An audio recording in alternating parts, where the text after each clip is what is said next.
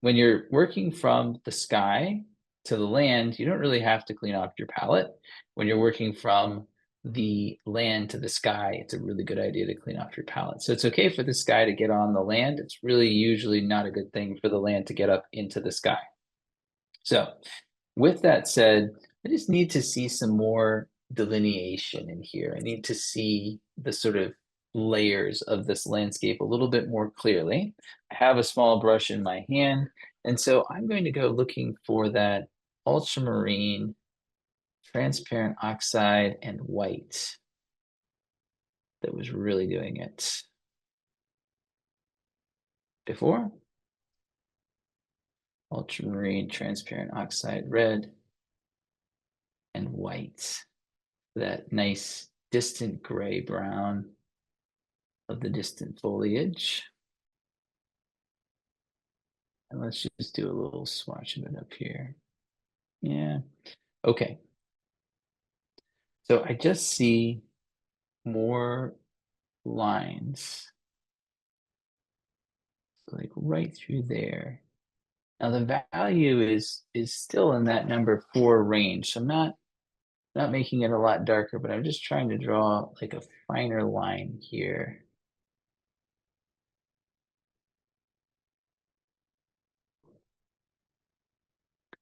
I'm gonna take the palette knife.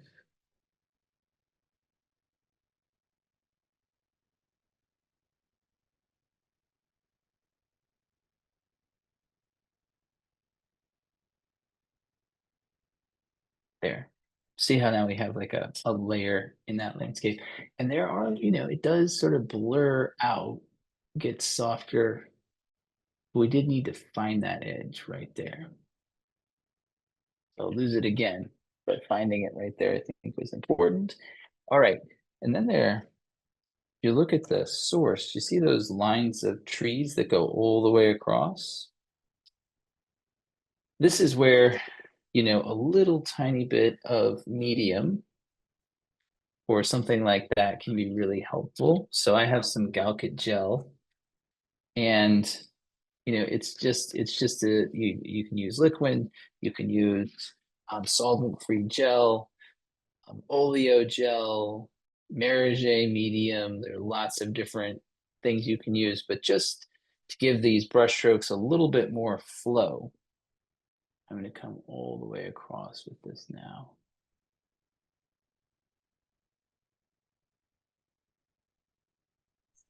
Tim, what color is that again? Ultramarine, transparent oxide red. Exactly.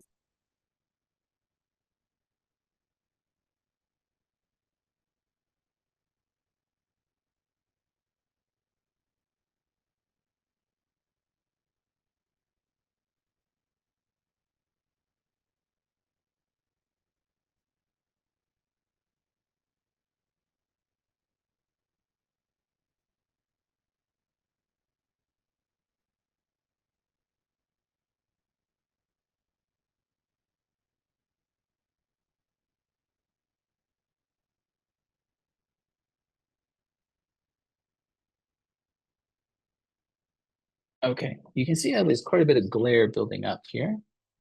I'm just going to gently brush out the glare. And that connection now between the mountains and the land, I think is working a little better than it was. But it's a little too light down in here. See that? That's just too light. So it doesn't look like it's getting closer to us. I'm just going to go back to that transparent oxide red, ultramarine.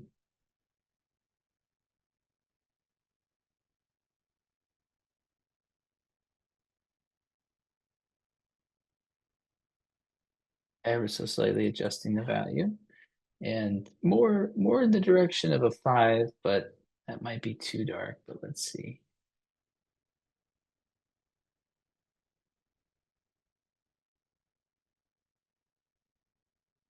This is where impressionism is my best friend. Just the impression of those fields and plains stretching away. what bothered me most? The value, right now, the value.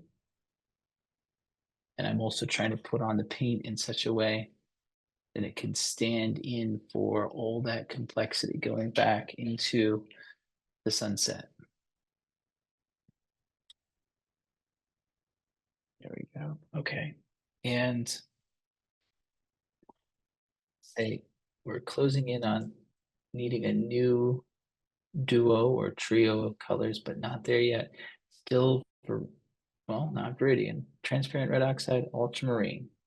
And you can see just darker lines where these pieces of foliage meet the land, a little bit sharper edges in here.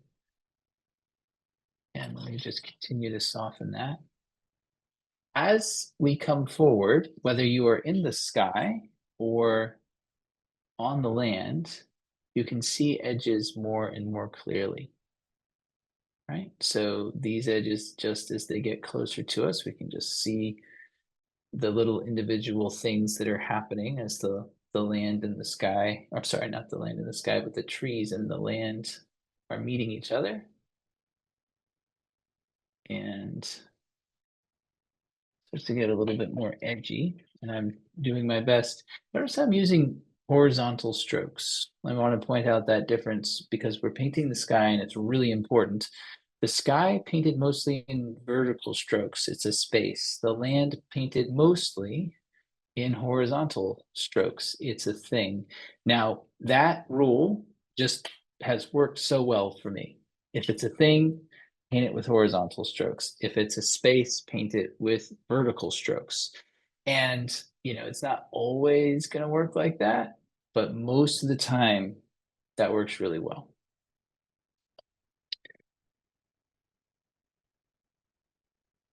Any questions?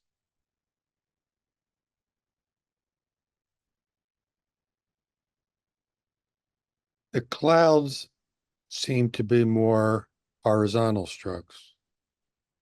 Yes, yes, for the most part, yes. Again, being things, not spaces.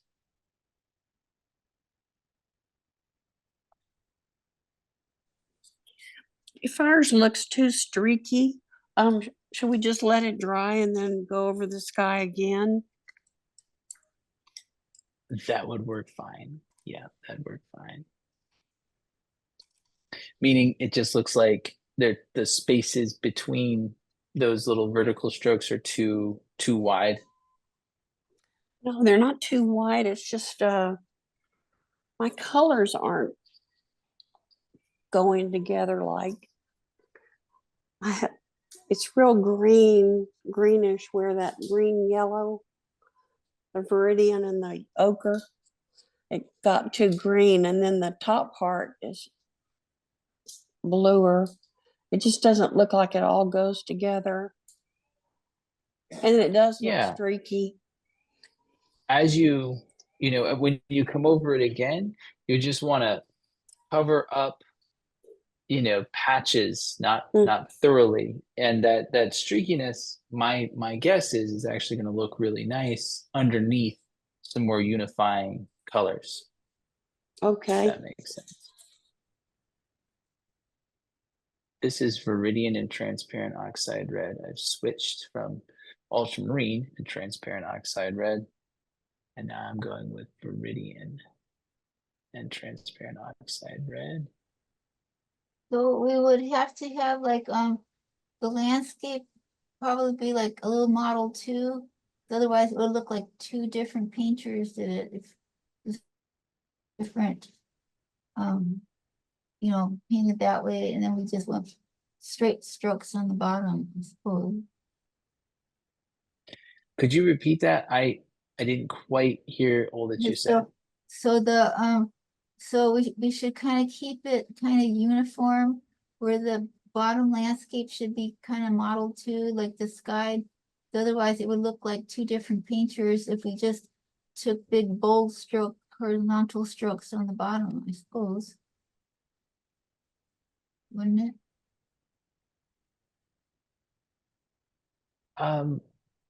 So by modeled, do you mean refined? Is that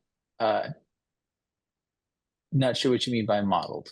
I mean, you know, little strokes kind of blending, kind of, you know, here and there, not just making big bold strokes of one color on the bottom, because the top didn't go like that. I don't know if I'm making sense. I'm sorry, I'm not being very clear. Ye- Yeah, no, I think what you're saying is how do you unify the sky and the land? Is Yeah, that yeah, and so they are so part of it, it's very different, right? They're very different. Um, and that difference is part of what makes the sky look good. So that's one thing, you know, if we paint the land like the sky, it can be a really interesting effect. But I like that distinction, all these horizontal strokes compared to all those vertical strokes. But yes, it needs to be, I would think, somewhat refined. yeah, I'm okay. just asking the question, what bothers me most? Oh, And yeah, oh, that yeah, that makes sense, okay. until so if there's something that just feels out of place, like oof, you know, I painted it well, it looks good, it's the right well, but there's something about it that's bothering me. Once you get to something like that, it's bothering you most, but you have to just really analyze why. And it could be, well, it's the style, right? And so what if you just did the most beautiful palette knife stroke ever, right? And but it just didn't look like anything else in your painting. Well, it would have to go, right? And so Yeah. as you get to the end of your painting, there's definitely room to ask that question. You kind of shift from asking what bothers me most to does anything distract me? So if there's anything in the painting that's distracting you, then either it needs to be maybe it's overpainted and so it's distracting you, maybe it's underpainted, maybe it's not painted at all, right? But Mm. then that's where you just have to take action and fix it. Oh, okay, yeah, that answers my question, thanks, I didn't ask it right. I appreciate your question. So I'm putting in the color of that sagebrush, which it's quite a bit lighter, right? Look at the source, squint, maybe not quite as light as I have it. I'm going to make it a little bit darker, but I mixed it with cobalt and transparent oxide red. So it's the first of its kind. And it is a cooler color naturally, right? It is a naturally cooler color. And also, it's got that nice reflection of the sky on it too. There are a couple of different things going on here with the sagebrush. And I'm also using, this is something I mentioned before, I used a palette knife to flatten out the strokes in the mountains. Do you remember? But in these strokes, I am removing the glare, but I'm trying to leave as much texture as possible because this is very close to us. And in the things that are very close, we want more texture, right? And it's almost always the case. And I learned this looking at paintings in museums, right? I didn't put this together myself, painting from life. Wish that I had, but I was looking at landscape paintings in the Met and just seeing how incredibly effective it was to let the back be flat and simple, with the exception of the sky, and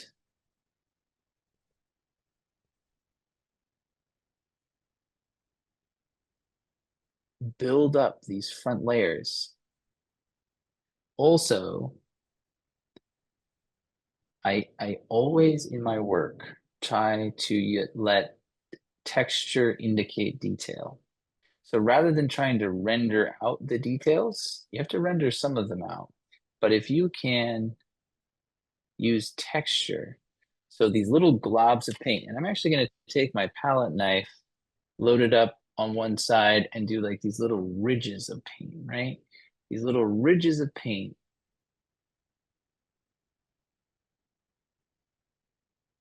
and let the viewer's eye think that's actual rendered texture. I'm going to do one more thing before that can look right. I'm going to just same two colors, but this with a little bit more transparent oxide red, get a little bit more of that shadow in there.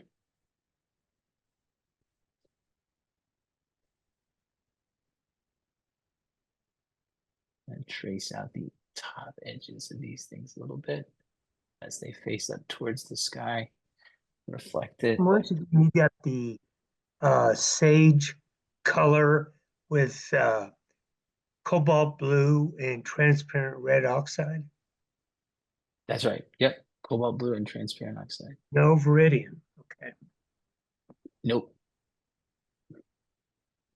thanks. This is gold ochre. Yep. This is gold ochre mixed into that with some white.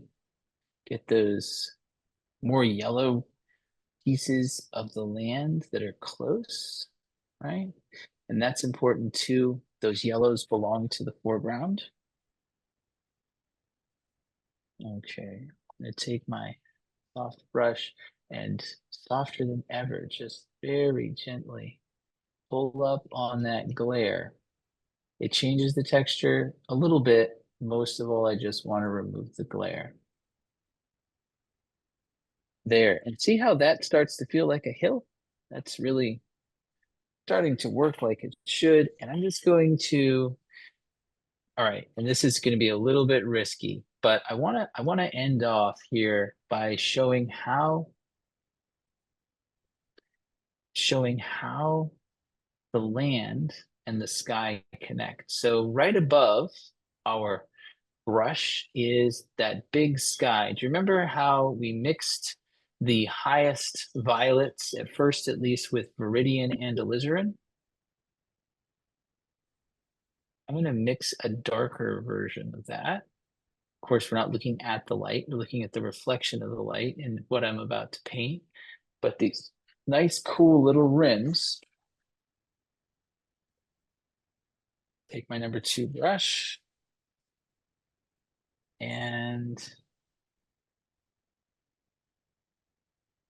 see how I'm bringing the sky onto the land. And I will remove the glare there. There we go. Yeah, really important part here is it shows the sort of rolling over of these forms, which are entirely illuminated by the reflected light from the sky, right? So there's no sunlight, direct sunlight shining on these forms. They're gone into the shadow, and it's the big blue sky up above that's still holding light, ambient light, that's shining down onto this. And that's, I'm just making sure we tie that in so you can see it, especially in the near here.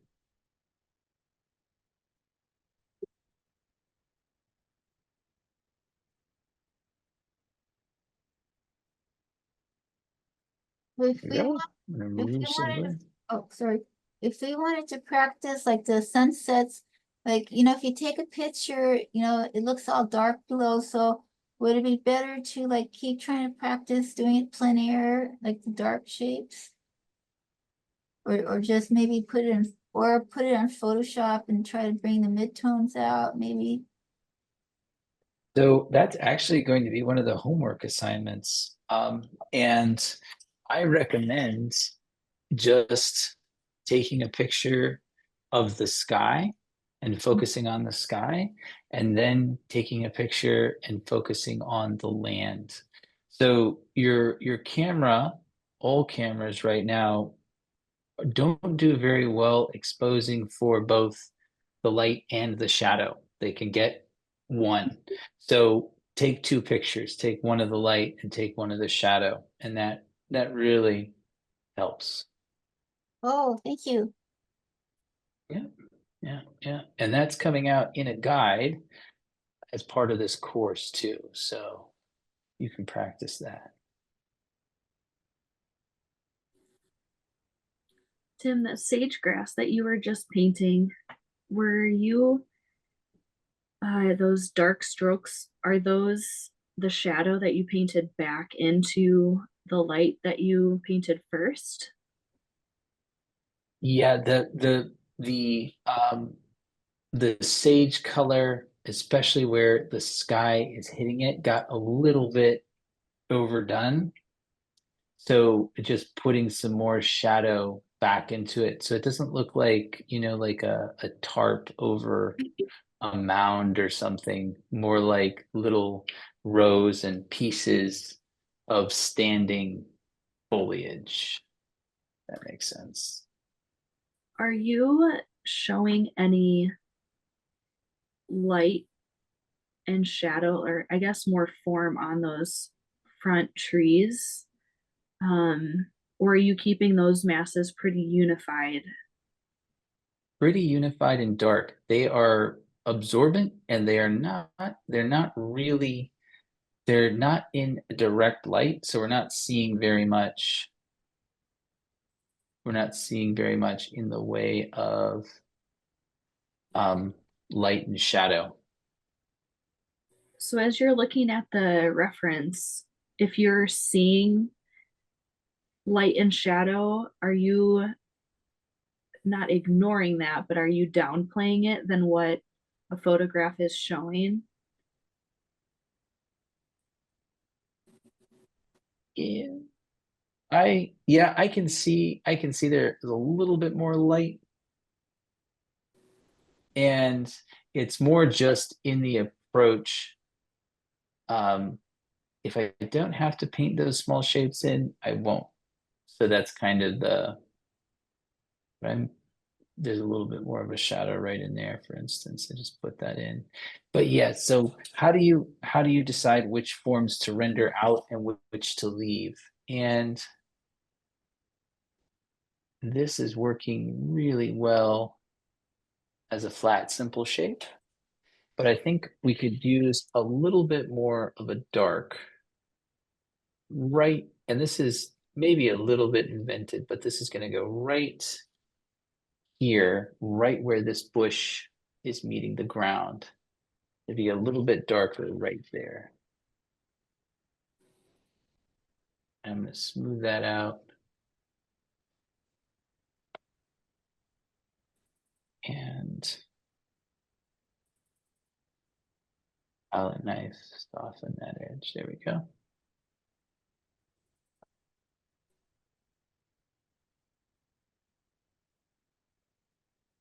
Okay, darken.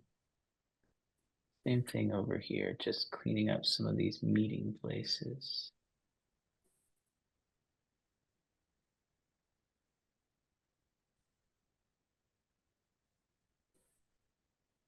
Okay, and that looks okay, and there's still time. What I'm doing right now is I'm asking the question, what bothers me most? And you know, I don't want to get into over rendering this. It's in the shadow down underneath the sky, which is very important. But I do see an opportunity here. So I'm going to do Viridian Transparent Oxide Red and white, a little bit more of both, too much white in there. There are two things that I want to do that I think are going to pull this together. And this is the power I'm hoping to demonstrate of asking that question, what bothers me most? And let me show you. So I'm taking this Viridian Transparent Oxide Red, should be about what that is down there. Yes, it is. Okay. So I'm going to clean up that edge a little bit. And I'm just going to go over it with a palette knife so that it isn't all glary. There we go. And this is where there are fields. And actually, I'm going to take a palette knife. So I'm just loading up that palette knife, a little bit of paint along the edge, not a lot. And I'm just going to go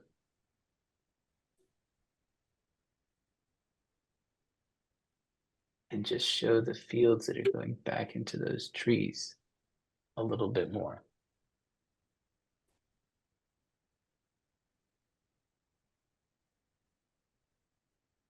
And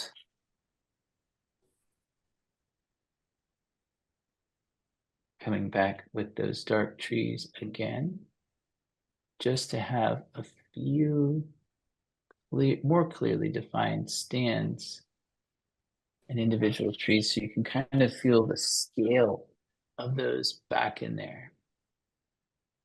Okay, still don't want it to be popping forward, but we want it to feel like the other side of a field. You don't want it to feel like, well, just sort of nebulous back there. Okay, and now we have these little shrubs going down the hill, right? I think those are pretty important too. So Viridian, transparent oxide red, a little bit more Viridian. There we go, tiny bit of white. You don't want them to be as dark as the main big tree that we just finished painting, but here we go. Let's put in these going down the hill.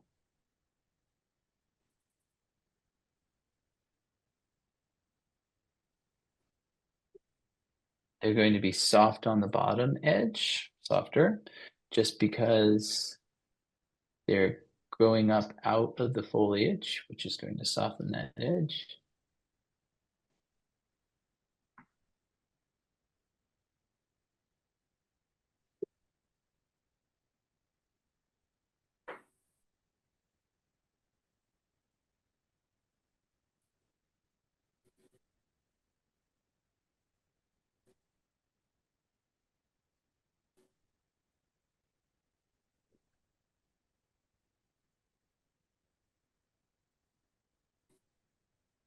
Okay.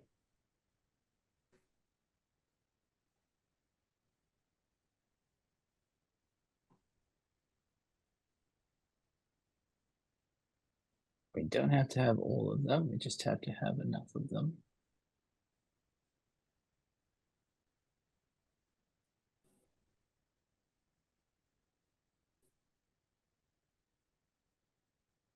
All right, and then, yeah, I think as just one last thing, I'm gonna put that lighter, it's lighter over here, just mixed it.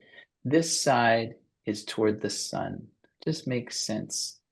That should be included. So I'm just gonna put a little bit more light reflecting in. The only thing you don't wanna do in doing this, or I don't wanna do in doing this, is accidentally break up this dark shape too much. You want to leave it as a pretty whole dark shape